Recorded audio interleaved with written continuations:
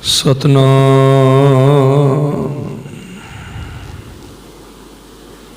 श्री वाहिगुरु साहब जीओ। हस्ती सिर ज्यों अंकस है, अहरण ज्यों सिर दे। मन तन आगे राख कै, उबी सेव करे।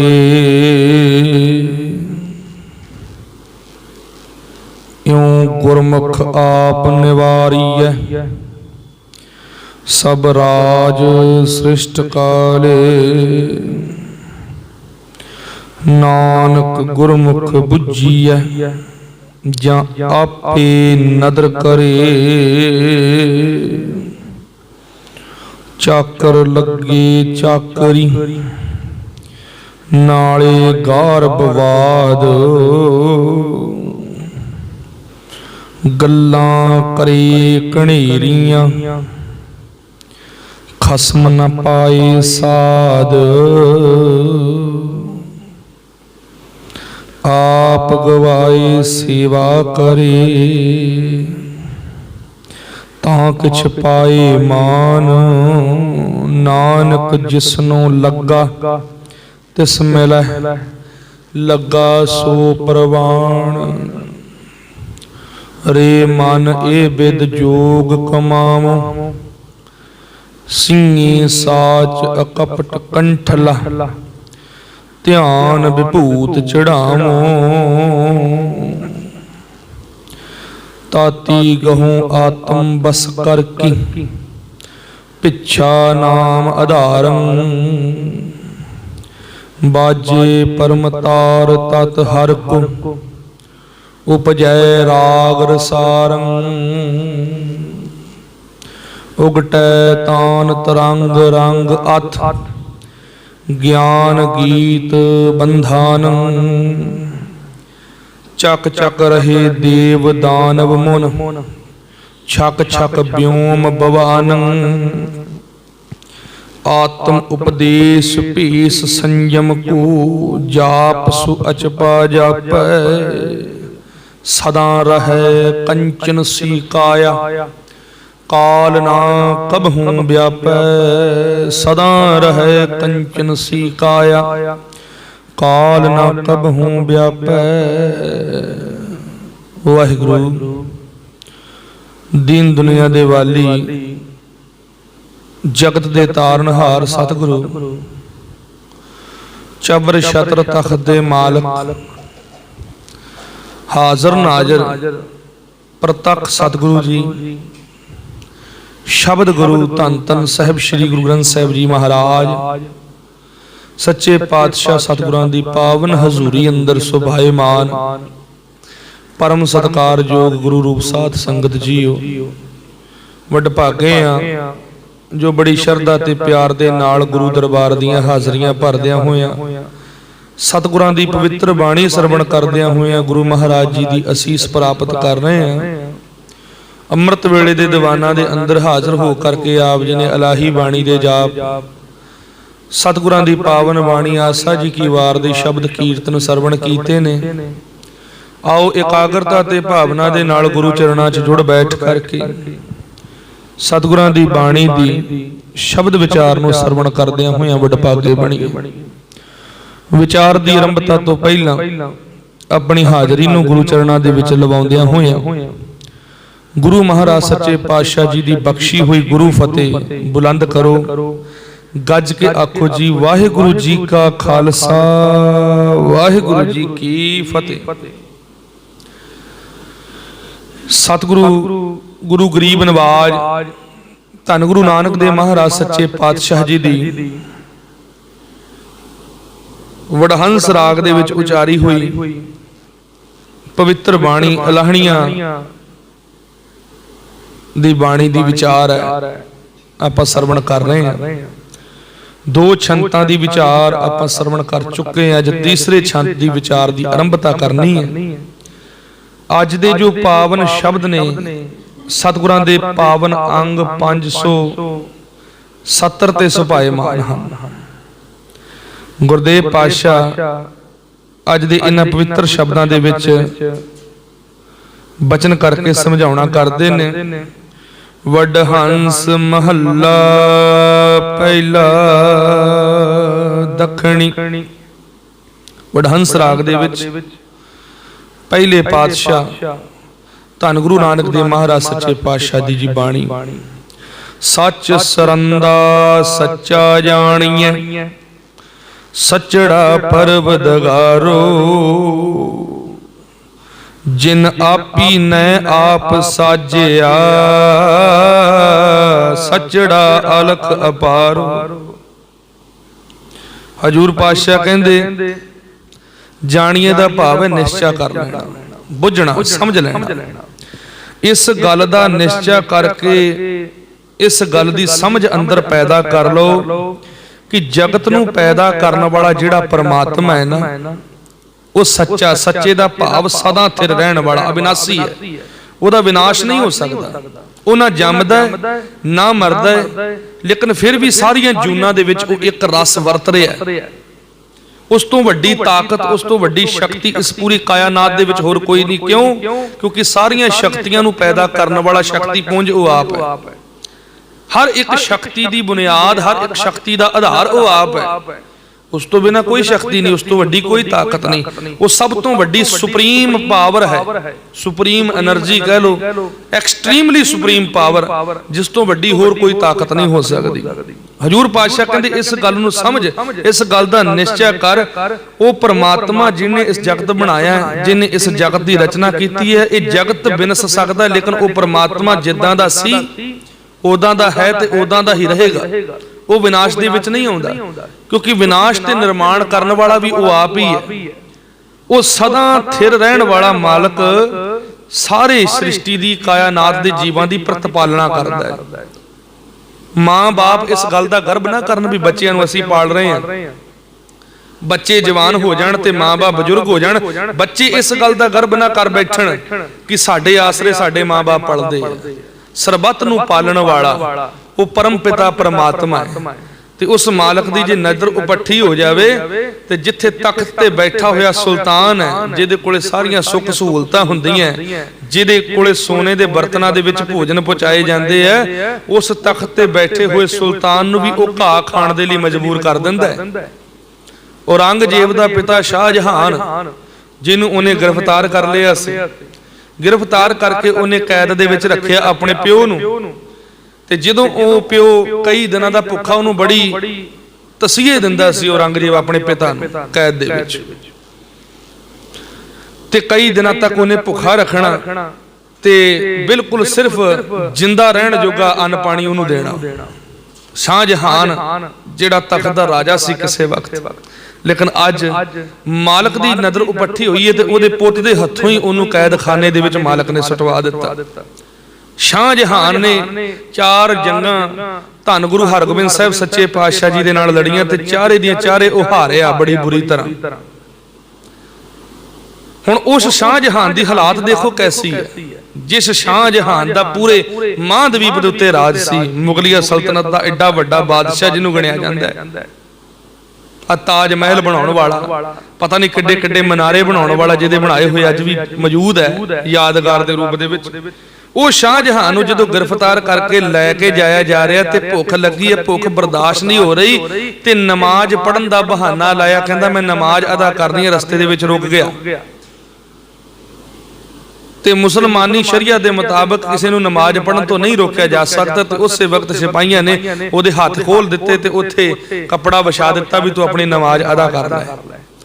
ਉਹ ਨਮਾਜ਼ ਅਦਾ ਕਰਨ ਦੇ ਬਹਾਨੇ ਇੱਕ ਘਾਹ ਦੇ ਬੂਟੇ ਦੇ ਕੋਲੇ ਉਹਨੇ ਆਪਣੀ ਵਿਛਾਈ ਕਰ ਲਈ ਤੇ ਨਮਾਜ਼ ਅਦਾ ਕਰਕੇ ਜਦੋਂ ਸਿਰ ਨਵਾਉਂਦਾ ਤੇ ਬੜਾ ਚੋਰੀ ਛੁਪੇ ਉਹ ਜਿਹੜਾ ਘਾਹ ਦਾ ਬੂਟਾ ਉੱਥੇ ਲੱਗਿਆ ਹੋਇਆ ਉਹਨੂੰ ਚੱਬ ਲੈਂਦਾ, ਖਾ ਲੈਂਦਾ। ਭੁੱਖ ਲੱਗੀ ਹੋਈ, ਖਾਣਾ ਖਾਣ ਦੀ ਇਜਾਜ਼ਤ ਨਹੀਂ ਹੈ, ਪਰਮਿਸ਼ਨ ਨਹੀਂ ਉਤੋਂ, ਲੇਕਿਨ ਨਮਾਜ਼ ਦੀ ਆੜ ਦੇ ਵਿੱਚ ਚੋਰੀ ਛੁਪੇ ਰੱਬ ਦੇ ਨਾਂ ਦੀ ਆੜ ਦੇ ਵਿੱਚ ਉਹ ਹੁਣ ਘਾਹ ਖਾ ਰਿਹਾ। ਆਖੋ ਸਤਿਨਾਮ ਸ੍ਰੀ ਵਾਹਿਗੁਰੂ।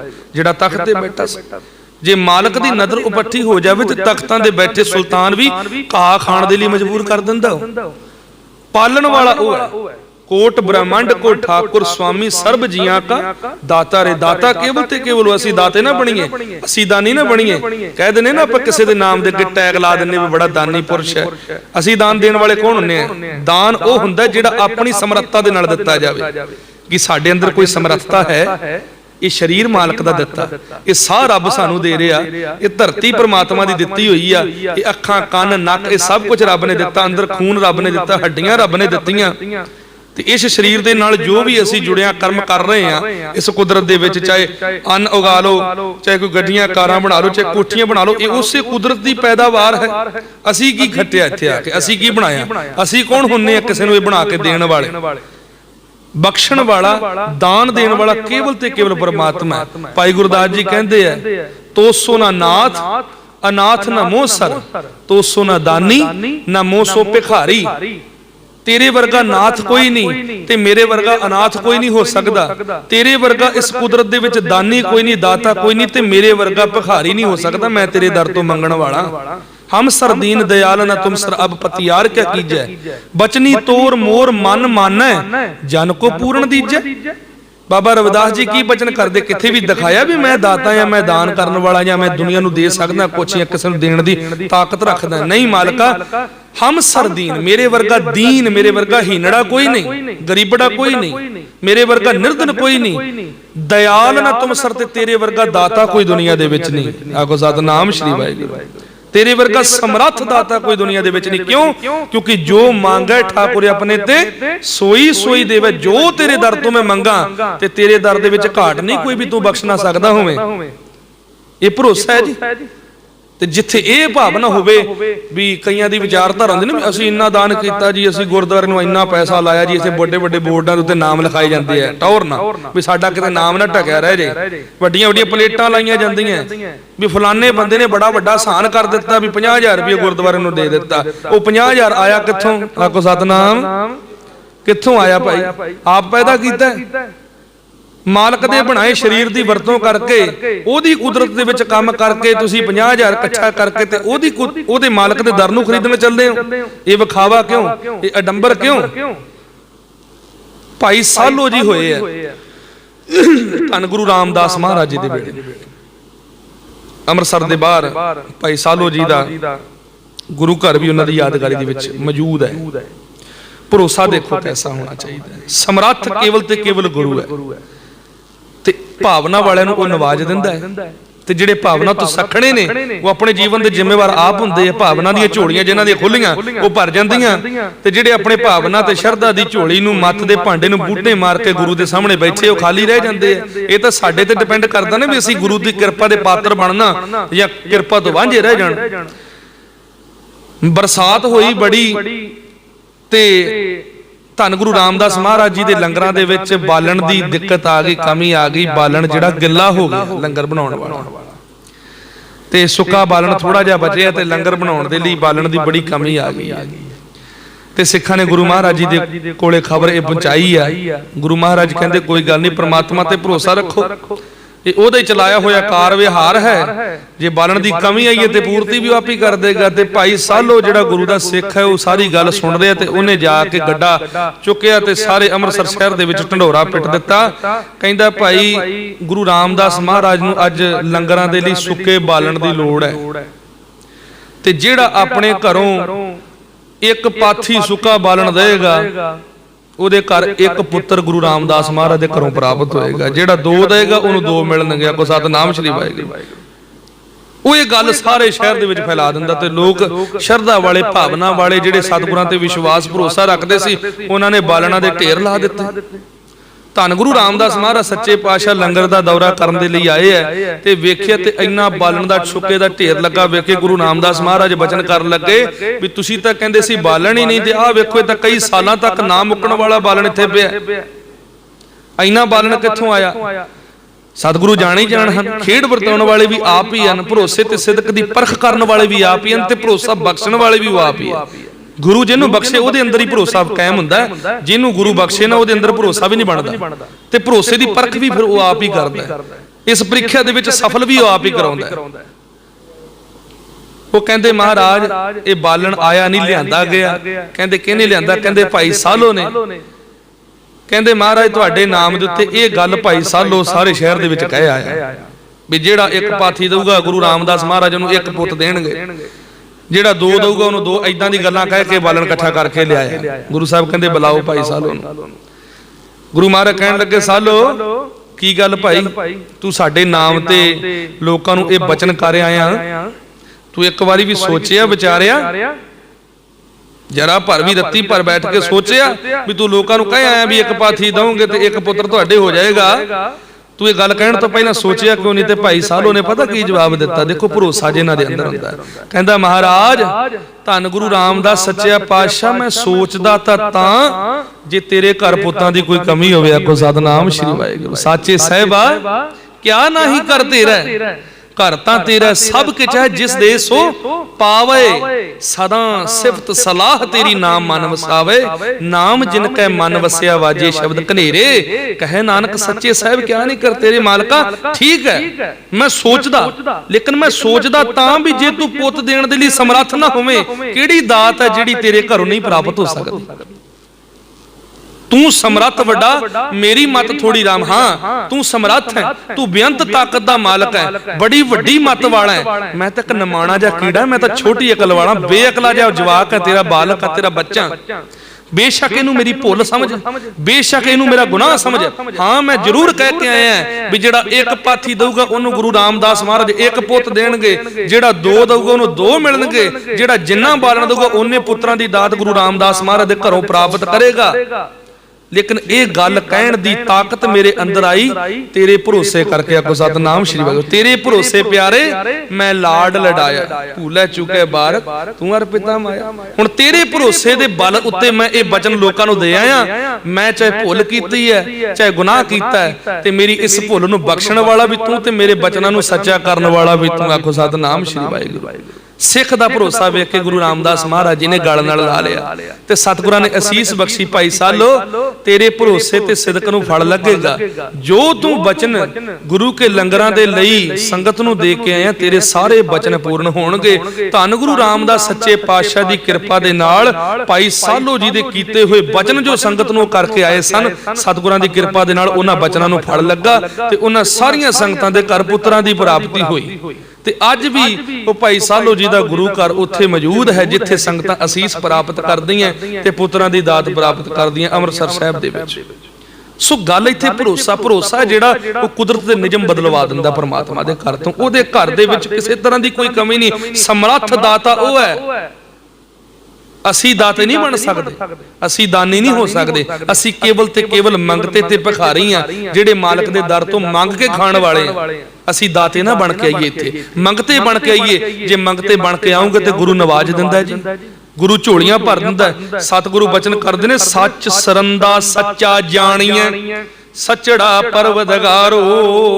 ਉਹ ਪਰਮਾਤਮਾ ਸੱਚਾ ਹੈ, ਸਦਾ ਕਾਇਮ ਰਹਿਣ ਵਾਲਾ ਹੈ, ਸਦਾ ਥਿਰ ਰਹਿਣ ਵਾਲਾ ਹੈ। ਤੇ ਇਸ ਗੱਲ ਨੂੰ ਨਿਸ਼ਚੈ ਕਰਕੇ ਆਪਣੇ ਹਿਰਦੇ ਦੇ ਵਿੱਚ ਸਮਝ ਲਓ, ਪੱਕੀ ਕਰ ਲਓ ਕਿ ਉਹ ਪਰਮਾਤਮਾ ਹੀ ਹੈ ਜਿਹੜਾ ਸਾਰੀ ਕੁਦਰਤ ਦੀ, ਸਾਰੀ ਸ੍ਰਿਸ਼ਟੀ ਦੀ ਰਚਨਾ ਕਰਕੇ ਇਹਦੇ ਵਿੱਚ ਵਿਚਰ ਰਹੇ ਸਾਰੇ ਜੀਵਾਂ ਦੀ ਪ੍ਰਤਪਾਲਣਾ ਕਰ ਰਿਹਾ, ਉਹਨਾਂ ਨੂੰ ਪਾਲ ਰਿਹਾ, ਪੋਸ ਰਿਹਾ। ਜਿਨ ਆਪੀ ਨੇ ਆਪ ਸਾਜਿਆ, ਸੱਚੜਾ ਅਲਖ ਅਪਾਰੋ। ਉਹ ਪਰਮਾਤਮਾ ਨੂੰ ਕਿਸੇ ਨੇ ਪੈਦਾ ਨਹੀਂ ਕੀਤਾ। ਉਹ ਐਡਾ ਸਮਰੱਥ ਤੇ ਐਡਾ ਬਲਵਾਨ ਹੈ ਕਿ ਉਹਨੇ ਆਪਣੀ ਪੈਦਾਵਾਰ ਆਪ ਕੀਤੀ। ਆਖੋ ਸਤਿਨਾਮ ਸ਼੍ਰੀ ਵਾਹਿਗੁਰੂ। ਉਹ ਆਪਣੇ ਆਪ ਨੂੰ ਸਿਰਜਣ ਵਾਲਾ ਹੈ, ਉਹ ਆਪਣੀ ਆਪ ਦੀ ਉਤਪਤੀ ਖੁਦ ਕਰਨ ਵਾਲਾ ਹੈ। ਉਹ ਸੱਚਾ ਹੈ ਤੇ ਅਲੱਖ ਦਾ ਭਾਵ ਹੈ ਅਦ੍ਰਿਸ਼ਟ। ਉਹ ਨਜ਼ਰ ਬੇਸ਼ੱਕ ਨਾ ਆਵੇ, ਲੇਕਿਨ ਅਦ੍ਰਿਸ਼ਟ ਤੌਰ ਤੇ ਹਰ ਇੱਕ ਦੇ ਵਿੱਚ ਉਹ ਵਿਚਰ ਰਿਹਾ। ਹੁਣ ਆ ਪੱਖਾ ਚੱਲ ਰਿਹਾ, ਇਹਦੇ ਵਿੱਚੋਂ ਇਹਦੇ ਰਾਹੀਂ ਹਵਾ ਆ ਰਹੀ ਹੈ। ਹਵਾ ਸਾਨੂੰ ਨਜ਼ਰ ਤਾਂ ਨਹੀਂ ਆ ਰਹੀ ਨਾ, ਲੇਕਿਨ ਮਹਿਸੂਸ ਹੋ ਰਹੀ ਹੈ। ਕਿਉਂ? ਸਾਡੇ ਵਾਲ ਹਿਲਦੇ ਆ, ਕੱਪੜੇ ਹਿਲਦੇ ਆ, ਤਨ ਨੂੰ ਛੂੰਹਦੀ ਹੈ ਹਵਾ ਤੇ ਪਤਾ ਲੱਗਦਾ ਵੀ ਹਵਾ ਹੈ। ਨਜ਼ਰ ਨਹੀਂ ਆ ਰਹੀ ਲੇਕਿਨ ਮਹਿਸੂਸ ਹੋ ਰਹੀ ਹੈ। ਹਜੂਰ ਪਾਤਸ਼ਾਹ ਕਹਿੰਦੇ ਉਹ ਮਹਿਸੂਸ ਹੁੰਦਾ ਹੈ ਕੇਵਲ ਤੇ ਕੇਵਲ ਭਗਤੀ ਦੇ ਨਾਲ, ਪਿਆਰ ਦੇ ਨਾਲ, ਭਰੋਸੇ ਦੇ ਨਾਲ, ਸ਼ਰਧਾ ਦੇ ਨਾਲ। ਆਪ ਗਵਾਏ ਸੇਵਾ ਕਰੇ ਤਾਂ ਕਿਛ ਪਾਏ ਮਨ। ਜਿੱਥੇ ਆਪਣਾ ਆਪ ਮਿਟਾ ਕੇ ਕੋਈ ਉਹਦੀ ਸੇਵਾ ਦੇ ਵਿੱਚ ਜੁੜ ਜਾਂਦਾ ਹੈ, ਉਹਨੂੰ ਮਾਣ ਬਖਸ਼ਣ ਦੇ ਲਈ ਹਾਜ਼ਰ ਹੋ ਜਾਂਦਾ ਹੈ, ਉਹਨੂੰ ਮਹਿਸੂਸ ਹੋਣ ਲੱਗ ਜਾਂਦਾ ਹੈ, ਉਹਨੂੰ ਉਹ ਦਿਸਣ ਲੱਗ ਪੈਂਦਾ ਸਾਰੀ ਕਾਇਨਾਤ ਦੇ ਵਿੱਚ ਵਸਿਆ। ਉਹ ਅਦ੍ਰਿਸ਼ਟ ਹੈ, ਉਹ ਆਪਣੀ ਰਚਨਾ ਕਰਨ ਵਾਲਾ ਆਪ ਹੈ। ਦੋਏ ਪੁੜ ਜੋੜ ਵਿਛੋੜੀਨ ਗੁਰ ਬਿਨ ਘੋਰ ਅੰਧਾਰੋ। ਦੋਏ ਪੁੜ ਧਰਤੀ ਤੇ ਆਕਾਸ਼ ਦੋਵੇਂ ਪੁੜ ਜੋੜ ਕੇ ਭਾਵ ਉਹਨੇ ਇਹ ਜਗਤ ਦੀ ਰਚਨਾ ਕੀਤੀ ਹੈ, ਜੀਵਾਂ ਨੂੰ ਪੈਦਾ ਕੀਤਾ ਤੇ ਪੈਦਾ ਕਰਕੇ ਸਾਰੇ ਸੰਸਾਰ ਨੂੰ ਆਪੋ ਆਪਣੇ ਉਹਨੇ ਧੰਦੇ ਲਾਇਆ ਹੋਇਆ। ਇਹਦੇ ਵਿੱਚ ਕੋਈ ਮਾਇਆ ਦੇ ਮੋਹ ਦੇ ਵਿੱਚ ਫਸਿਆ ਹੋਇਆ, ਕੋਈ ਸੱਚ ਦੇ ਨਾਲ ਜੁੜਿਆ ਤੇ ਕੋਈ ਝੂਠ ਦੇ ਵਿੱਚ ਗਲਤਾਨ ਹੈ। ਲੇਕਿਨ ਉਹ ਆਪ ਕਿਰਪਾ ਕਰਕੇ ਸਰਬੱਤ ਨੂੰ ਸੱਚਾ ਮਾਰਗ ਬਖਸ਼ਦਾ ਤੇ ਵਿਛੜਿਆ ਹੋਇਆਂ ਨੂੰ ਮੇਲਦਾ ਵੀ ਉਹ ਆਪ ਹੀ ਹੈ। ਜੇ ਉਹ ਵਿਛੋੜਦਾ ਕਿਸੇ ਨੂੰ ਆਪਣੇ ਤੋਂ ਕੁਝ ਪਲ ਦੇ ਲਈ ਤੇ ਉਹਨੂੰ ਫਿਰ ਵਾਪਸ ਉਹ ਆਪਣੇ ਨਾਲ ਮਿਲਾਉਂਦਾ ਵੀ ਆਪਣੀ ਤਾਕਤ ਦੇ ਨਾਲ ਹੀ ਹੈ। ਇਹ ਸਾਰੀ ਜਿਹੜੀ ਜਗਤ ਦੀ ਖੇਡ ਹੈ ਉਹਨੇ ਰਚਾਈ ਹੋਈ ਹੈ। ਸੂਰਜ ਚੰਦ ਸਿਰਜੀਨ ਅਹਨਸ ਚਲਤ ਵਿਚਾਰੋ। ਉਸ ਪਰਮਾਤਮਾ ਨੇ ਸੂਰਜ ਬਣਾਇਆ, ਚੰਦਰਮਾ ਬਣਾਇਆ, ਇਹ ਸਾਰੇ ਜਗਤ ਦਾ ਤਮਾਸ਼ਾ ਬਣਾਇਆ, ਰਾਤ ਦਿਨ ਬਣਾ ਦਿੱਤੇ, ਸਰਦੀ ਗਰਮੀ ਬਣਾ ਦਿੱਤੀ, ਰੁੱਤਾਂ ਬਣਾ ਦਿੱਤੀਆਂ ਤਰ੍ਹਾਂ ਤਰ੍ਹਾਂ ਦੀਆਂ। ਇਹ ਸਾਰੇ ਜਗਤ ਦੀ ਖੇਡ ਨੂੰ ਚਲਾਉਣ ਵਾਲਾ ਉਹ ਆਪ ਹੈ। ਸੱਚੜਾ ਸਾਹਿਬ ਸੱਚ ਤੂੰ ਸੱਚੜਾ ਦੇ ਪਿਆਰੋ। हे ਪ੍ਰਭੂ ਤੂੰ ਸਦਾ ਥਿਰ ਰਹਿਣ ਵਾਲਾ ਸੱਚਾ ਮਾਲਕ ਹੈ। ਇਹ ਕੁਦਰਤ ਬਿਨ ਸਕਦੀ ਹੈ ਪਰ ਤੂੰ ਅਬਨਾਸ਼ੀ ਹੈ। ਤੂੰ ਆਪ ਹੀ ਸਾਰੇ ਜੀਵਾਂ ਨੂੰ ਪੈਦਾ ਕਰਨ ਵਾਲਾ ਹੈ ਤੇ ਤੂੰ ਆਪ ਹੀ ਸਾਰੇ ਜੀਵਾਂ ਨੂੰ ਪੈਦਾ ਕਰਕੇ ਪਿਆਰ ਬਖਸ਼ਦਾ ਤੇ ਆਪਣੀਆਂ ਦਾਤਾਂ ਦਿੰਦਾ ਹੈ। ਤੁਧ ਸਿਰਜੀ ਮੇਦਨੀ ਦੁੱਖ ਸੁੱਖ ਦੇਵਨ ਹਾਰੋ। ਮੇਦਨੀ ਦਾ ਭਾਵ ਹੈ ਸ੍ਰਿਸ਼ਟੀ ਤੂੰ ਸਿਰਜੀ ਹੈ ਤੇ ਸ੍ਰਿਸ਼ਟੀ ਦੇ ਵਿੱਚ ਪੈਦਾ ਹੋਏ ਜੀਵਾਂ ਦੇ ਜੀਵਨ ਦੇ ਵਿੱਚ ਜਿਹੜੇ ਦੁੱਖ ਤੇ ਸੁੱਖ ਪੈਦਾ ਹੋ ਰਹੇ ਨੇ ਇਹ ਵੀ ਤੂੰ ਦੇ ਰਿਹਾ। ਹੁਣ ਇਸ ਗੱਲ ਦਾ ਇੱਥੇ ਨਿਰਣਾ ਕਰਨਾ ਪੈਣਾ। ਠੀਕ ਹੈ, ਇਸ ਗੱਲ ਦੇ ਵਿੱਚ ਕੋਈ ਸ਼ੱਕ ਨਹੀਂ ਵੀ ਦੁੱਖ ਵੀ ਮਾਲਕ ਦੇ ਘਰ ਦੇ ਵਿੱਚੋਂ ਮਿਲੇਗਾ ਤੇ ਸੁੱਖ ਵੀ ਰੱਬ ਦੇ ਘਰ ਦੇ ਵਿੱਚੋਂ ਮਿਲੇਗਾ। ਪਰ ਇਹਦਾ ਮਤਲਬ ਇਹ ਨਹੀਂ ਹੈ ਵੀ ਉਹ ਆਪਣੀ ਨਿੱਜੀ ਈਰਖਾ ਕਰਕੇ ਕਿਸੇ ਦੀ ਝੋਲੀ ਦੇ ਵਿੱਚ ਦੁੱਖ ਪਾਉਂਦਾ। ਹੁਣ ਇਸ ਗੱਲ ਨੂੰ ਸਮਝਿਓ। ਇਹਦਾ ਮਤਲਬ ਇਹ ਨਹੀਂ ਹੈ ਵੀ ਉਹਨੂੰ ਕਿਸੇ ਨਾਲ ਨਿੱਜੀ ਲਗਾਵ ਹੈ ਤੇ ਉਹਨੂੰ ਸੁੱਖ ਦੇ ਦੇਗਾ। ਇਹ ਸਾਡੀਆਂ ਭਾਵਨਾ ਹੈ ਵੀ ਆਹ ਤਾਂ ਮੇਰਾ ਪੋਤੇ ਹੈ, ਇਹਨੂੰ ਤਾਂ ਮੈਂ ਸਭ ਕੁਝ ਦੇ ਦੇਣਾ, ਮੇਰਾ ਭਰਾ ਹੈ ਇਹਨੂੰ ਮੈਂ ਆਹ ਦੇ ਦੇਣਾ, ਇਹ ਮੇਰਾ ਕੀ ਲੱਗਦਾ, ਇਹ ਮੇਰਾ ਦੁਸ਼ਮਣ ਹੈ ਇਹਨੂੰ ਮੈਂ ਮਾਰ ਦੇਣਾ। ਇਹ ਸਾਡੀਆਂ ਭਾਵਨਾ। ਉਹ ਤਾਂ ਨਿਰਵੈਰ ਹੈ ਜੀ, ਨਿਰਭਉ ਹੈ, ਉਹਦੇ ਲਈ ਸਭ ਇੱਕ ਬਰਾਬਰ ਹੈ। ਉਹ ਕਿਸੇ ਨੂੰ ਨਿੱਜੀ ਵੈਰ ਦੇ ਨਾਲ ਕਦੇ ਦੁੱਖ ਨਹੀਂ ਦਿੰਦਾ ਜਾਂ ਨਿੱਜੀ ਪ੍ਰੇਮ ਦੇ ਨਾਲ ਕਿਸੇ ਨੂੰ ਸੁੱਖ ਨਹੀਂ ਦਿੰਦਾ। ਉਹ ਦੁੱਖ ਤੇ ਸੁੱਖ ਜ਼ਰੂਰ ਦਿੰਦਾ ਹੈ ਲੇਕਿਨ ਉਹਦਾ ਨਿਰਣਾ ਸਾਡੇ ਕੀਤੇ ਹੋਏ ਕਰਮਾਂ ਦੇ ਮੁਤਾਬਕ ਕਰਦਾ ਹੈ। ਕਿਉਂ? ਕਿਉਂਕਿ ਜਿਹਾ ਬੀਜੈ ਸੋ ਲੁਣਾ ਕਰਮਾਂ ਸੰਧੜਾ ਖੇਤ। ਜੋ ਅਸੀਂ ਬੀਜ ਲਿਆ ਉਹਨੇ ਉਹਦੇ ਮੁਤਾਬਕ ਸਾਨੂੰ ਫਲ ਦੇਣਾ ਹੈ ਤੇ ਉਹ ਸਾਨੂੰ ਫਲ ਭੁਗਤਣਾ ਪੈਣਾ। ਹੁਣ ਦੁੱਖ ਲੈਣੇ ਆ ਰੱਬ ਦੇ ਦਰ ਤੋਂ ਕਿ ਸੁੱਖ ਲੈਣੇ ਆ, ਇਹ ਸਾਡੀ ਮੱਤ ਤੇ ਡਿਪੈਂਡ ਕਰਦਾ, ਇਹ ਸਾਡੇ ਕਰਮਾਂ ਦੇ ਉੱਤੇ ਨਿਰਭਰ ਕਰਦਾ। ਦੇਣ ਵਾਲਾ ਉਹ ਹੈ, ਸੁੱਖ ਵੀ ਉਹਨੇ ਦੇਣੇ ਆ ਤੇ ਦੁੱਖ ਵੀ ਉਹਨੇ ਦੇਣੇ ਆ। ਤੇ ਜਿਸ ਜੀਵਨ ਦੇ ਵਿੱਚ ਬਿਮਾਰੀ ਹੋਵੇ ਨਾ, ਹੁਣ ਕੋਈ ਸੱਟ ਲੱਗ ਗਈ, ਕੋਈ ਪੀੜ ਲੱਗ ਗਈ ਆ ਤੇ ਇੰਜੈਕਸ਼ਨ ਵੀ ਲੱਗਣਗੇ, ਸੂਈ ਚੁਭੇਗੀ, ਦਰਦ ਹੋਏਗਾ ਹੀ ਨਾ। ਜੇ ਕੋਈ ਬਿਮਾਰੀ ਆਪਰੇਸ਼ਨ ਹੋਏਗਾ, ਚੀਰਾ ਲਾਉਂਦੇ ਡਾਕਟਰ, ਆਪਰੇਸ਼ਨ ਵੱਡਾ ਹੁੰਦਾ ਛੋਟਾ ਹੁੰਦਾ, ਚੀਰਾ ਲਾਉਂਦੇ ਚੀਰ ਫਾੜ ਹੁੰਦੀ, ਸਰੀਰ ਦੀ ਦਰਦ ਤਾਂ ਹੁੰਦਾ। ਦਵਾਈਆਂ ਜਿਹੜੀਆਂ ਲੱਗਦੀਆਂ ਸਪੈਲਟਾਂ ਉੱਤੇ ਸਾਫ਼ ਕਰਨ ਦੇ ਲਈ, ਉਹਨਾਂ ਦਾ ਵੀ ਸਾੜ ਮੱਚਦਾ। ਉਹ ਦੁੱਖ ਲੱਗ ਰਿਹਾ ਲੇਕਿਨ ਉਹ ਦੁੱਖ ਅਸਲ ਦੇ ਵਿੱਚ ਆਉਣ ਵਾਲੇ ਸੁੱਖ ਨੂੰ ਪੈਦਾ ਕਰਨ ਦੇ ਲਈ ਹੋ ਰਿਹਾ ਵੀ ਇਹਦੇ ਅੰਦਰ ਦੀ ਜਿਹੜੀ ਬਿਮਾਰੀ ਕੱਟੀ ਜਾਵੇ। ਤੇ ਜੇ ਆਖੀ ਵੀ ਡਾਕਟਰ ਸਾਹਿਬ ਆਪਰੇਸ਼ਨ ਨਹੀਂ ਕਰਾਉਣਾ, ਦਰਦ ਹੋਏਗਾ ਤੇ ਅੰਦਰ ਜਿਹੜੀ ਬਿਮਾਰੀ ਹੈ ਉਹ ਫਿਰ ਘੁਣ ਵਾਂਗੂ ਖਾ ਜਾਏਗੀ, ਸਰੀਰ ਨੂੰ ਮਾਰ ਦੇਗੀ। ਉਸੇ ਤਰ੍ਹਾਂ ਜਿਹਦੇ ਅੰਦਰ ਹੰਕਾਰ ਦੀਆਂ, ਹਉਮੈ ਦੀਆਂ, ਵਿਕਾਰਾਂ ਦੀਆਂ ਬਿਮਾਰੀਆਂ ਲੱਗੀਆਂ, ਜਿਹੜਾ ਬੰਦਾ ਹੰਕਾਰੀ ਹੈ, ਪਾਪੀ ਹੈ, ਦੁਸ਼ਟਤਾ ਦੀਆਂ ਬਿਮਾਰੀਆਂ ਜਿਹਦੇ ਅੰਦਰ ਭਰੀਆਂ, ਉਹਨੂੰ ਸਿੱਧਾ ਕਰਨ ਦੇ ਲਈ, ਉਹਨੂੰ ਸਹੀ ਕਰਨ ਦੇ ਲਈ ਉਹ ਦੁੱਖ ਦਵਾਈ ਦੇ ਰੂਪ ਦੇ ਵਿੱਚ ਦਿੰਦਾ ਹੈ। ਦੁੱਖ ਦਾਰੂ ਸੁੱਖ ਰੋਗ ਪਿਆ। ਕਿਉਂ? ਕਿਉਂਕਿ ਉਹਦੇ ਅੰਦਰ ਸੁੱਖ ਹੁਣ ਰੋਗ ਬਣ ਗਏ, ਬਿਮਾਰ ਹੋ ਗਿਆ, ਰੱਬ ਨੂੰ ਭੁੱਲ ਗਿਆ ਨਾ। ਸੁੱਖਾਂ ਦੇ ਵਿੱਚ ਹੰਕਾਰ ਆ ਗਿਆ, ਪੈਸੇ ਦੇ ਵਿੱਚ, ਮਾਇਆ ਦੇ ਵਿੱਚ ਗਲਤਾਨ ਹੋਇਆ ਬੈਠਾ, ਝੂਠ ਦੇ ਰਾਹ ਤੇ ਤੁਰ ਪਿਆ, ਬੁਰੇ ਰਾਹ ਤੇ ਤੁਰ ਪਿਆ ਤੇ ਫਿਰ ਮਾਲਕ ਉਹਨੂੰ ਸਿੱਧੇ ਰਾਹ ਤੇ ਲਿਆਉਣ ਦੇ ਲਈ ਉਹਨੂੰ ਇੱਕਦਮ ਨਿਰਧਨ ਕਰ ਦਿੰਦਾ, ਉਹਨੂੰ ਦੁੱਖ ਦਿੰਦਾ, ਉਹਦੀ ਜ਼ਿੰਦਗੀ ਨੂੰ ਦੁੱਖਾਂ ਦੇ ਨਾਲ ਭਰ ਦਿੰਦਾ। ਕਾਰਨ ਕੀ ਹੈ? ਤਾਂ ਕਿ ਉਹਨੂੰ ਪਰਮਾਤਮਾ ਦੀ ਰਜ਼ਾ ਦਾ ਗਿਆਨ ਹੋ ਜਾਵੇ, ਉਹਦੇ ਅੰਦਰ ਦਾ ਹੰਕਾਰ ਵੱਢਿਆ ਜਾਵੇ। ਉਹ ਦੁੱਖ ਉਹਦੇ ਜੀਵਨ ਦੇ ਵਿੱਚ ਦਵਾਈ ਦਾ ਕੰਮ ਕਰਦੇ। ਜਿਹੜਾ ਸੁੱਖਾਂ ਦੇ ਵਿੱਚ ਰੱਬ ਨੂੰ ਭੁੱਲ ਗਿਆ ਫਿਰ ਉਹ ਦੁੱਖਾਂ ਦੇ ਵਿੱਚ ਮਾਲਕ ਨੂੰ ਯਾਦ ਕਰਦਾ, ਪਰਮਾਤਮਾ ਦੇ ਨਾਲ ਜੁੜ ਜਾਂਦਾ ਹੈ। ਸੋ ਗੁਰਦੇਵ ਪਾਤਸ਼ਾਹ ਦੁਨੀਆ ਨੂੰ ਸਿੱਧੇ ਰਾਹ ਤੇ ਪਾਉਣ ਦੇ ਲਈ ਦੁੱਖਾਂ ਦੀ ਦਾਤ ਵੀ ਦਿੰਦਾ ਹੈ। ਦੁੱਖ ਉਹਦੇ ਘਰ ਦੀ ਸਭ ਤੋਂ ਵੱਡੀ ਦਾਤ ਹੈ। ਕੀਤਿਆਂ ਦੁੱਖ ਭੋਗ ਸਦ ਮਾਰ, ਇਹ ਵੀ ਦਾਤ ਤੇਰੀ ਦਾ ਧਾਰ, ਤੂੰ ਹੀ ਦਾਤ ਬਖਸ਼ਣ ਵਾਲਾ ਹੈ। ਤੇ ਜਿੱਥੇ ਗੁਰਮੁਖਾਂ ਦਾ ਮਨ ਸੱਚੀ ਸ਼ਰਧਾ ਦੇ ਨਾਲ, ਪਰਪੱਕਤਾ ਦੇ ਨਾਲ, ਪੱਕੇ ਤੌਰ ਤੇ ਉਹਦੇ ਨਾਲ ਜੁੜ ਜਾਂਦਾ ਫਿਰ ਉਹਨਾਂ ਦੇ ਜੀਵਨ ਨੂੰ ਆਤਮਿਕ ਆਨੰਦ ਵਾਲੇ ਸੁੱਖਾਂ ਦੇ ਨਾਲ ਨਵਾਜ ਦਿੰਦਾ। ਕੋ ਸਤਨਾਮ ਸ੍ਰੀ ਵਾਹਿਗੁਰੂ। ਸੋ ਇਹ ਨਿਰਣਾ ਉਹ ਸਾਡੇ ਕੀਤੇ ਕਰਮਾਂ ਦੇ ਮੁਤਾਬਕ ਕਰਦਾ ਹੈ। ਨਾਰੀ ਪੁਰਖ ਸਿਰਜੀਐ ਬਿਖ ਮਾਇਆ ਮੋਹ ਪਿਆਰੋ। ਇਸਤਰੀਆਂ ਤੇ ਮਰਦਾਂ ਨੂੰ ਪੈਦਾ ਕਰਨ ਵਾਲਾ ਉਹ ਹੈ। ਮਾਇਆ ਦਾ ਜ਼ਹਿਰ ਤੇ ਮੋਹ ਦਾ ਜਿਹੜਾ ਪਿਆਰ ਹੈ, ਇਹ ਮਾਇਆ ਵੀ ਉਹਦੀ ਸਿਰਜੀ ਹੋਈ ਹੈ। ਮਾਇਆ ਦੇ ਵਿੱਚੋਂ ਪੈਦਾ ਹੋਣ ਵਾਲੇ ਵਿਕਾਰਾਂ ਦੀ ਸਿਰਜਣਾ ਵੀ ਉਹ ਕਰਨ ਵਾਲਾ ਹੈ। ਲੇਕਿਨ ਇਹ ਜਿਹੜੇ ਵਿਕਾਰ ਹੈ ਕਾਮ, ਕ੍ਰੋਧ, ਲੋਭ, ਮੋਹ, ਹੰਕਾਰ, ਇਹ ਗੁਣ ਨੇ।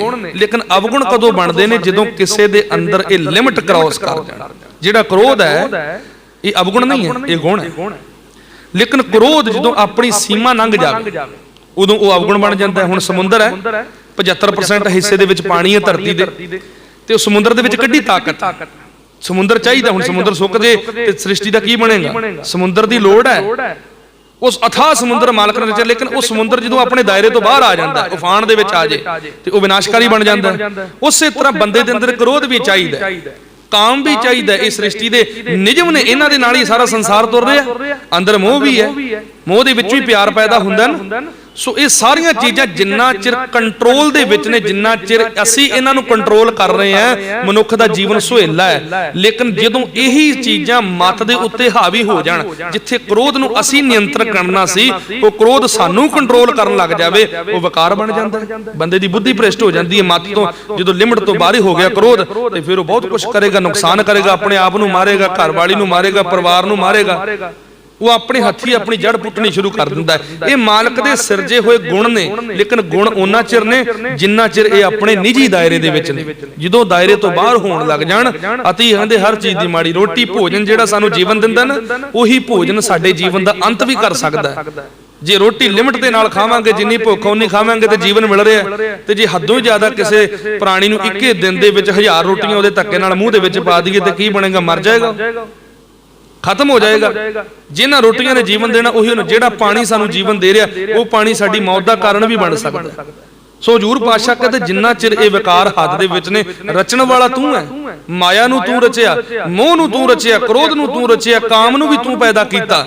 ਲੇਕਿਨ ਜਿੰਨਾ ਚਿਰ ਇਹ ਆਪਣੀ ਮਤ ਦੇ ਦਾਇਰੇ ਦੇ ਵਿੱਚ ਨੇ, ਉਹਨਾਂ ਚਿਰ ਇਹ ਗੁਣ ਨੇ। ਤੇ ਜਦੋਂ ਇਹ ਦਾਇਰੇ ਤੋਂ ਬਾਹਰ ਹੋ ਜਾਂਦੇ, ਉਦੋਂ ਮਨੁੱਖ ਦੇ ਅੰਦਰ ਅਵਗੁਣਾਂ ਦਾ ਰੂਪ ਧਾਰਨ ਕਰ ਲੈਂਦੇ ਆ, ਬਿਮਾਰੀ ਦਾ ਰੂਪ ਧਾਰਨ ਕਰ ਲੈਂਦੇ ਆ। ਸ਼ੂਗਰ ਹੈ ਜਿਹੜੀ ਕੰਟਰੋਲ ਦੇ ਵਿੱਚ ਰਵੇ, ਠੀਕ ਹੈ ਭਾਈ, 80 ਤੋਂ ਥੱਲੇ ਨਹੀਂ ਜਾਣੀ ਚਾਹੀਦੀ, 150 ਤੋਂ ਉੱਤੇ ਨਹੀਂ ਹੋਣੀ ਚਾਹੀਦੀ, ਵਿੱਚ ਰਵੇ ਤਾਂ ਠੀਕ ਹੈ। ਤੇ ਜੇ ਘਟ ਜੇ ਤਾਂ ਵੀ ਮੌਤ ਹੈ, ਜੇ ਵੱਧ ਜੇ ਤਾਂ ਵੀ ਮੌਤ ਹੈ। ਇਹਨੂੰ ਨਿਸ਼ਚਿਤ ਦਾਇਰੇ ਦੇ ਵਿੱਚ ਰੱਖਣਾ ਹੈ। ਜਿਹੜਾ ਪੈਮਾਨਾ ਮਾਲਕ ਨੇ ਦਿੱਤਾ ਹੈ, ਉਸ ਦਾਇਰੇ ਦੇ ਵਿੱਚ ਰੱਖਣਾ। ਤੇ ਇਹ ਜਿਹੜੇ ਗੁਰਮੁਖ ਨੇ, ਜਿਹੜੇ ਗੁਰੂ ਦੀ ਮੱਤ ਦੇ ਉੱਤੇ ਚੱਲਣ ਵਾਲੇ, ਉਹਨਾਂ ਦੀ ਮੱਤ ਦੇ ਵਿੱਚ ਐਡੀ ਪਰਪੱਕਤਾ ਆ ਜਾਂਦੀ ਹੈ, ਉਹ ਇੰਦਰੇਸ਼ਵਰ ਬਣ ਜਾਂਦੇ ਨੇ। ਇੰਦਰੇਸ਼ਵਰ ਦਾ ਭਾਵ ਆਪਣੀਆਂ ਇੰਦਰੀਆਂ ਦੇ ਉੱਤੇ ਕਾਬੂ ਕਰਨ ਵਾਲੇ। ਉਹ ਗੁੱਸੇ ਦੇ ਉੱਤੇ ਕਾਬੂ ਕਰ ਸਕਦੇ ਆ, ਉਹ ਹੰਕਾਰ ਦੇ ਉੱਤੇ ਕਾਬੂ ਕਰ ਸਕਦੇ ਆ, ਉਹ ਮੋਹ ਦੇ ਉੱਤੇ ਕਾਬੂ ਕਰ ਸਕਦੇ ਆ, ਉਹ ਵਾਸ਼ਨਾ ਨੂੰ ਕੰਟਰੋਲ ਕਰ ਸਕਦੇ ਆ। ਤੇ ਜਿਹੜੇ ਗੁਰੂ ਦੀ ਮੱਤ ਤੋਂ ਟੁੱਟੇ ਹੋਏ ਆ, ਉਹਨਾਂ ਦੀ ਮੱਤ ਐਡੀ ਕੱਚੀ ਹੁੰਦੀ ਹੈ ਵੀ ਇਹ ਉਹਨਾਂ ਨੂੰ ਕਾਬੂ ਨਹੀਂ ਕਰ ਸਕਦੇ, ਸਗੋਂ ਆਪ ਵਿਕਾਰਾਂ ਦੇ ਕਾਬੂ ਆ ਜਾਂਦੇ ਆ। ਸੋ ਗੁਰਦੇਵ ਪਾਤਸ਼ਾਹ ਕਹਿੰਦੇ ਖਾਣੀ ਬਾਣੀ ਤੇਰੀਆਂ ਦੇ ਜੀਆਂ ਆਧਾਰੋ। ਖਾਣੀ ਦਾ ਅਰਥ ਹੈ ਪੈਦਾ ਕਰਨ ਦੇ ਤਰੀਕੇ, ਪੈਦਾਇਸ਼ ਦੇ ਤਰੀਕੇ। ਚਾਰ ਖਾਣੀਆਂ ਦੀ ਸਮਝ ਅਜੇ ਤੱਕ ਧਾਰਮਿਕ ਗ੍ਰੰਥਾਂ ਦੇ ਵਿੱਚੋਂ ਸਾਨੂੰ ਮਿਲਦੀ ਹੈ। ਅੰਡਜ, ਜੇਰਜ, ਸੇਤਜ, ਉਤਪੁਜ। ਅੰਡਜ ਦਾ ਅਰਥ ਆਂਡੇ ਤੋਂ ਪੈਦਾ ਹੋਣ ਵਾਲਾ ਜੀਵ। ਜੇਰਜ ਦਾ ਅਰਥ ਹੈ ਜਿਰ ਤੋਂ ਪੈਦਾ ਹੋਣ ਵਾਲਾ। ਸੇਤਜ ਦਾ ਅਰਥ ਹੈ ਪਸੀਨਾ, ਤੇ ਉਤਪੁਜ ਦਾ ਅਰਥ ਹੈ ਜ਼ਮੀਨ ਦੇ ਵਿੱਚੋਂ ਪੈਦਾ ਹੋਣ ਵਾਲੀ ਪੈਦਾਇਸ਼। ਇਹ ਚਾਰ ਖਾਣੀਆਂ ਦੀ ਸਮਝ ਆਈ ਹੈ। ਪਰ ਕੇਤੀਆਂ ਖਾਣੀ ਕੇਤੀਆਂ ਬਾਣੀ ਕੇਤੇ ਪਾਦਨ ਰਿੰਦ। ਪਤਾ ਨਹੀਂ ਕਿੰਨੇ ਕੁ ਤਰੀਕੇ ਅਦ੍ਰਿਸ਼ਟ ਰੂਪ ਦੇ ਵਿੱਚ ਤੂੰ ਪੈਦਾਵਾਰ ਦੇ ਰਚ ਦਿੱਤੇ। ਇਹ ਚਾਰ ਤਾਂ ਹਜੇ ਸਾਡੇ ਸਮਝ ਆਈਆਂ ਨੇ। ਬਾਣੀਆਂ ਦਾ ਭਾਵ ਹੈ ਬੋਲੀਆਂ। ਤੇ ਬੋਲੀ ਜਦੋਂ ਅਸੀਂ ਬੋਲਦੇ ਆਂ, ਚਾਰ ਯੋਗ ਮਤ ਕਹਿੰਦਾ ਚਾਰ ਟਿਕਾਣੇ ਨੇ ਸਰੀਰ ਦੇ ਅੰਦਰ ਹਵਾ ਦੇ, ਜਿਹੜੇ ਬੋਲੀ ਦੇ ਰੂਪ ਦੇ ਵਿੱਚ ਪ੍ਰਗਟ ਹੁੰਦੀ ਹੈ। ਜਦੋਂ ਮਨੁੱਖ ਕੋਈ ਲਫ਼ਜ਼ ਬੋਲਣਾ ਸ਼ੁਰੂ ਕਰਦਾ ਹੈ ਤੇ ਉਹਦੀ ਨਾਭੀ ਦੇ ਵਿੱਚੋਂ, ਧੁੰਨੀ ਦੇ ਵਿੱਚੋਂ ਜਿਹੜਾ ਹਵਾ ਦਾ ਵੇਗ ਆਰੰਭ ਹੁੰਦਾ ਹੈ, ਜਿਹਨੂੰ ਬੈਖਰੀ ਕਿਹਾ ਜਾਂਦਾ ਹੈ, ਉਹ ਛਾਤੀ ਦੇ ਵਿੱਚ ਜਦੋਂ ਆਉਂਦਾ ਉੱਥੇ ਪਸੰਤੀ ਬਣਦਾ ਹੈ। ਤੇ ਜਦੋਂ ਉਹ ਗਲ ਦੇ ਵਿੱਚ, ਹਲਕ ਦੇ ਵਿੱਚ ਆ ਜਾਂਦਾ, ਸੰਘ ਦੇ ਵਿੱਚ, ਇੱਥੇ ਮੱਧਮਾ ਬਣ ਜਾਂਦਾ ਹੈ। ਮੱਧਮਾ ਤੋਂ ਬਾਅਦ ਜਦੋਂ ਜ਼ੁਬਾਨ ਦੇ ਰਾਹੀਂ ਹੁੰਦਾ ਹੋਇਆ ਉਹ ਹਵਾ ਬਾਹਰ ਨਿਕਲਦੀ ਹੈ ਬੋਲੀ ਦੇ ਰੂਪ ਦੇ ਵਿੱਚ, ਸ਼ਬਦ ਦੇ ਰੂਪ ਦੇ ਵਿੱਚ ਉਹ ਬੈਖਰੀ ਬਣ ਜਾਂਦੀ ਹੈ। ਇਹ ਚਾਰ ਟਿਕਾਣੇ ਨੇ। ਪਤਾ ਨਹੀਂ ਕਿੰਨੇ ਕੁ ਟਿਕਾਣੇ ਤੋਂ ਬੋਲੀ ਦੇ ਰਚ ਦਿੱਤੇ। ਤੇ ਇਸ ਸ੍ਰਿਸ਼ਟੀ ਦੇ ਵਿੱਚ ਜੀਵਾਂ ਨੂੰ ਪੈਦਾ ਕਰਕੇ ਉਹਨਾਂ ਨੂੰ ਆਧਾਰ ਦੇ ਜੀਆਂ। ਆਧਾਰ ਦਾ ਭਾਵ ਹੈ ਆਸਰਾ, ਸਹਾਰਾ। ਹੁਣ ਅਸੀਂ ਧਰਤੀ ਦੇ ਸਹਾਰੇ ਬੈਠੇ ਹਾਂ ਨਾ, ਜ਼ਮੀਨ ਥੱਲੋਂ ਹਟ ਜਾਵੇ ਤੇ ਅਸੀਂ ਡਿੱਗ ਪਵਾਂਗੇ ਥੱਲੇ। ਉਸੇ ਤਰ੍ਹਾਂ ਇਹ ਜੀਵਨ ਦਾ ਆਧਾਰ ਤੂੰ ਹੈ। ਇਸ ਕੁਦਰਤ ਦਾ, ਸਾਰੀ ਸ੍ਰਿਸ਼ਟੀ ਦੇ ਜੀਵਨ ਦਾ ਆਧਾਰ ਤੂੰ ਹੈ। ਕੁਦਰਤ ਤਖਤ ਰਚਾਇਆ, ਸੱਚ ਨਵੇੜਨ ਹਾਰੋ। ਇਸ ਕੁਦਰਤ ਦੀ ਰਚਨਾ ਤੂੰ ਕੀਤੀ, ਤੇ ਇਸ ਕੁਦਰਤ ਦੇ ਵਿੱਚ ਸੱਚਾ ਤਖਤ ਲਾ ਕੇ ਤੂੰ ਬੈਠਾ। ਤਖਤ ਦਾ ਭਾਵ ਹੈ ਜਿੱਥੇ ਫੈਸਲੇ ਹੁੰਦੇ, ਅਦਾਲਤ। ਹੁਣ ਤਖਤ ਤੇ ਗੁਰੂ ਘਰ, ਇਹ ਦੋਨਾਂ ਚੀਜ਼ਾਂ 'ਚ ਫਰਕ ਹੈ। ਗੁਰਦੁਆਰਾ ਜਿੱਥਾ ਅਧਿਆਤਮਿਕਤਾ ਦਾ ਕੇਂਦਰ ਹੈ, ਉੱਥੇ ਤਖਤ ਜਿਹੜਾ ਹੈ ਉਹ ਰਾਜਨੀਤੀ ਜਿਹੜੀ ਧਰਮ ਦੀ ਬੁਨਿਆਦ ਤੇ ਖੜੀ ਹੈ ਉਸ ਦਾ ਕੇਂਦਰ ਹੈ। ਮੀਰੀ ਤੇ ਪੀਰੀ ਦੇ ਦੋ ਸਿਧਾਂਤ ਚੱਲਦੇ ਨੇ। ਪੀਰੀ ਜਿੱਥੇ ਆਤਮਿਕ ਮੰਡਲ ਦੀ ਅਗਵਾਈ ਕਰਦੀ ਹੈ ਤੇ ਜਿੱਥੇ ਮੀਰੀ ਹੈ ਉਹ ਸੰਸਾਰਿਕ ਰੂਪ ਦੇ ਵਿੱਚ ਭੌਤਿਕ ਮੰਡਲ ਦੀ ਅਗਵਾਈ ਕਰਦੀ ਹੈ। ਸੋ ਗੁਰਦੇਵ ਪਾਤਸ਼ਾਹ ਕਹਿੰਦੇ ਇਹ ਕੁਦਰਤ ਦੀ ਰਚਨਾ ਤੂੰ ਕੀਤੀ ਹੈ, ਇੱਥੇ ਸੱਚਾ ਤਖਤ ਲਾ ਕੇ ਤੂੰ ਬੈਠਾ ਤੇ ਇਸ ਤਖਤ ਦੇ ਉੱਤੇ ਬੈਠ ਕੇ ਤੂੰ ਸੱਚਾ ਨਿਆਂ ਵਰਤਾ ਰਿਹਾ। ਜੋ ਜੀਵ ਤੇਰੀ ਇਸ ਰਚੀ ਹੋਈ ਕੁਦਰਤ ਦੇ ਵਿੱਚ ਜਿਹੋ ਜਿਹੇ ਕਰਮ ਕਰਦੇ ਆ ਉਹਨਾਂ ਦੇ ਕੀਤੇ ਕਰਮਾਂ ਦੇ ਮੁਤਾਬਕ ਉਹਨਾਂ ਦਾ ਲੇਖਾ ਜੋਖਾ ਤੂੰ ਆਪ ਲਿਖਦਾ ਤੇ ਲਿਖਣ ਤੋਂ ਬਾਅਦ ਉਹਨਾਂ ਨੂੰ ਉਹਨਾਂ ਦੇ ਕੀਤੇ ਕਰਮਾਂ ਦੇ ਮੁਤਾਬਕ ਫਲ ਵੀ ਤੂੰ ਆਪ ਦਿੰਦਾ।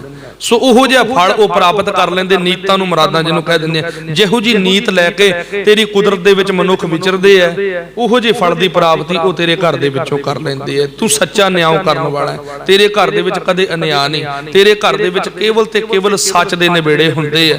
ਸੱਚਿਆਂ ਨੂੰ ਤੂੰ ਆਪਣੇ ਚਰਨਾਂ ਦੇ ਵਿੱਚ ਥਾਂ ਬਖਸ਼ਦਾ ਤੇ ਝੂਠਿਆਂ ਨੂੰ ਤੂੰ ਆਪਣੇ ਆਪ ਤੋਂ ਵਿਛੋੜ ਕੇ ਉਹਨਾਂ ਦੇ ਜੀਵਨ ਦੇ ਵਿੱਚ ਦੁੱਖ ਭਰ ਦਿੰਦਾ ਤੇ ਦੁੱਖ ਉਹਨਾਂ ਦੇ ਜੀਵਨ ਦੇ ਵਿੱਚ ਦਾਰੂ ਦਾ ਕੰਮ ਕਰਦੇ, ਦਵਾਈ ਦਾ ਕੰਮ ਕਰਦੇ ਆ। ਦੁੱਖਾਂ ਤੋਂ ਬਾਅਦ ਉਹਨਾਂ ਨੂੰ ਤੇਰਾ ਅਹਿਸਾਸ ਹੋ ਜਾਂਦਾ ਹੈ। ਦੁੱਖ ਜਿਹਨੂੰ ਜ਼ਿੰਦਗੀ ਦੇ ਵਿੱਚ ਉਹ ਭੁਗਤਦੇ ਆ, ਉਦੋਂ ਜਿੱਥੇ ਸੁੱਖਾਂ ਦੇ ਵਿੱਚ ਭੁਲੇਖਿਆਂ ਦੇ ਵਿੱਚ ਪੈ ਕੇ ਤੇਰੇ ਤੋਂ ਟੁੱਟ ਗਏ ਸੀ, ਜੀਵਨ ਦੇ ਵਿੱਚ ਦੁੱਖ ਆਉਣ ਤੋਂ ਬਾਅਦ ਉਹਨਾਂ ਨੂੰ ਤੇਰੀ ਯਾਦ ਆ ਜਾਂਦੀ ਹੈ ਤੇ ਉਹ ਭਾਵਨਾ ਦੇ ਨਾਲ ਤੇਰੇ ਚਰਨਾਂ ਦੇ ਨਾਲ ਜੁੜ ਜਾਂਦੇ ਨੇ। ਸੋ ਵਿਛੜਿਆ ਹੋਇਆਂ ਨੂੰ ਆਪਣੇ ਨਾਲ ਜੋੜਨ ਦੇ ਲਈ ਤੂੰ ਦੁੱਖ ਬਖਸ਼ਦਾ, ਦੁੱਖਾਂ ਦੀ ਦਾਤ ਦਿੰਦਾ। ਦੁੱਖ ਵੀ ਪ੍ਰਮਾਤਮਾ ਦੇ ਘਰ ਦੀ ਸਭ ਤੋਂ ਵੱਡੀ ਦਾਤ ਹਨ। ਸੋ ਇਹ ਸਾਰਾ ਖੇਡ ਸਮਾਸਾ ਤੇਰਾ ਰਚਾਇਆ ਹੋਇਆ ਸਤਿਗੁਰੂ ਬਚਨ ਕਰਦੇ ਆ। ਸੋ ਅਗਲੇ ਸ਼ਬਦਾਂ ਦੀ ਵਿਚਾਰ ਆਪਾਂ ਕੱਲ ਦੇ ਦੀਵਾਨਾਂ ਦੇ ਵਿੱਚ ਕਰਾਂਗੇ। 2 ਪੌੜੀਆਂ ਦੀ ਵਿਚਾਰ ਆਪਾਂ ਸਰਵਣ ਕੀਤੀ ਹੈ। ਸਤਿਗੁਰੂ ਕਿਰਪਾ ਕਰਨੇ ਇਸੇ ਤਰ੍ਹਾਂ ਸਾਡਾ ਮਨ ਵੀ ਪੂਰਨ ਸ਼ਰਧਾ ਤੇ ਭਾਵਨਾ ਦੇ ਨਾਲ ਗੁਰੂ ਚਰਨਾਂ ਦੇ ਨਾਲ, ਗੁਰੂ ਸ਼ਬਦ ਦੇ ਨਾਲ, ਗੁਰਬਾਣੀ ਦੀ ਵਿਚਾਰ ਦੇ ਨਾਲ ਜੁੜਦਿਆਂ ਹੋਇਆਂ ਆਤਮਿਕ ਉਪਦੇਸ਼, ਆਤਮਿਕ ਜੀਵਨ ਵਾਲਾ ਗੁਰੂ ਚਰਨਾਂ ਚੋਂ ਹਾਸਲ ਕਰਕੇ ਆਪਣੀ ਆਤਮਾ ਨੂੰ ਪਰਮਾਤਮਾ ਦੀ ਰਜ਼ਾ ਦੇ ਨਾਲ, ਪਰਮਾਤਮਾ ਦੇ ਨਾਮ ਦੇ ਨਾਲ ਰੰਗਦਿਆਂ ਹੋਇਆਂ ਇਹ ਜੀਵਨ ਜਿਹੜਾ ਸਫਲਾ ਕਰ ਲਈਏ। ਮਾਲਕ ਦਾ ਬਖਸ਼ਿਆ ਹੋਇਆ ਇਸ ਸਰੀਰ ਨੂੰ, ਰੱਬ ਦੇ ਦਿੱਤੇ ਇਸ ਸਰੀਰ ਨੂੰ, ਇਹਨਾਂ ਸਾਹਾਂ ਨੂੰ, ਇੱਕ ਸਾਹ ਨੂੰ ਸੱਚ ਦੇ ਲੇਖੇ ਲਾ ਦਈਏ, ਸੱਚੀ ਬਾਣੀ ਦੇ ਲੇਖੇ ਲਾ ਦਈਏ, ਗੁਰੂ ਚਰਨਾਂ ਦੇ ਲੇਖੇ ਲਾ ਦਈਏ ਤੇ ਜੀਵਨ ਨੂੰ ਸਫਲ ਕਰ ਲਈਏ। ਸੋ ਸਤਿਗੁਰੂ ਕਿਰਪਾ ਕਰਨ ਅੱਜ ਦੀ ਵਿਚਾਰ ਨੂੰ ਇੱਥੇ ਵਿਸ਼ਰਾਮ। ਵਿਚਾਰ ਕਰਦੇ ਤੁਸੀਂ ਬੇਅੰਤ ਪ੍ਰਕਾਰ ਦੀਆਂ ਭੁੱਲਾਂ ਦੀ ਗੁਰੂ ਮਹਾਰਾਜ ਸੱਚੇ ਪਾਤਸ਼ਾਹ ਬਖਸ਼ਣਹਾਰ ਨੇ ਖਿਮਾ ਬਖਸ਼ਣ, ਗੁਰੂ ਕੀ ਸੰਗਤ ਬਖਸ਼ਣ ਯੋਗ ਹੈ ਬਖਸ਼ ਲੈਣਾ। ਸਤਿਗੁਰੂ ਕਿਰਪਾ ਕਰਕੇ ਇਸੇ ਤਰ੍ਹਾਂ ਗੁਰੂ ਚਰਨਾਂ ਦੀ, ਗੁਰੂ ਸੰਗਤ ਦੇ ਚਰਨਾਂ ਦੀ ਸੇਵਾ ਬਖਸ਼ ਕੇ ਨਵਾਜਦੇ ਰਹਿਣ। ਸੋ ਆਓ ਹੁਣ ਆਨੰਦ ਸਾਹਿਬ ਜੀ ਦਾ ਪਾਠ ਕਰਕੇ ਗੁਰੂ ਚਰਨਾਂ 'ਚ ਅਰਦਾਸ ਕਰੀਏ। ਕੋਈ ਰਸਨਾ ਵਾਂਝੀ ਨਾ ਰਵੇ, ਸਾਰੀ ਸੰਗਤ ਗੱਜ ਕੇ ਫਤਿਹ ਬੁਲਾਓ ਜੀ। ਵਾਹਿਗੁਰੂ ਜੀ ਕਾ ਖਾਲਸਾ, ਵਾਹਿਗੁਰੂ ਜੀ ਕੀ ਫਤਿਹ।